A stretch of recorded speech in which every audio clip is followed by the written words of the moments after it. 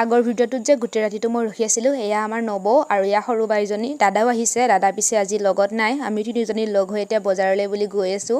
অকণমান দূৰ টমটমতে আহিলোঁ আৰু অকণমান খোজকাঢ়ি দিছোঁ, যিহেতু বেছি দূৰো নহয় আৰু বহুত দিনৰ মূৰত গোটেইকেইজনী লগ হৈছোঁ, ভাবি অলপ কথা বতৰাও পাতোঁ।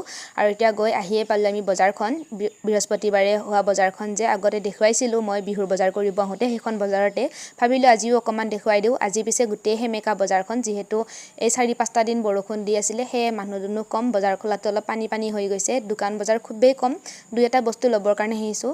আৰু এয়া জালকেইখনটো মেইন আৰু বাৰিষাৰ সময়ত নহয় জানো, যিহেতু এতিয়া মাছৰ ছিজন আহিলে আৰু এয়া অকণমান চব্জি ল'বৰ কাৰণে আহিছোঁ। কি লৈছোঁ দেখুওৱা নাই বাৰু, পিছত লাগিলে আপোনালোকক দেখুৱাই দিম। আৰু এয়া বজাৰখন অকণমান দেখুৱাই দিছোঁ আপোনালোকক। চব্জি বজাৰখন আজি এনেকৈ হৈছে। আহি অলপ পাৰ্লাৰত সোমালোঁ, যিহেতু বহুত দিন থ্ৰেডিং কৰা নাছিলোঁ, অকণমান থ্ৰেডিং কৰি ল'লোঁ। আৰু এয়া কেনেকুৱা লাগিছে জনাবচোন বাৰু মোক। আৰু এইফালে অকণমান ফাৰ্নিচাৰৰ দোকান আহিছোঁ, 2-এটা বস্তু ল'বলগীয়া আছিলে। কি লৈছোঁ পাছৰ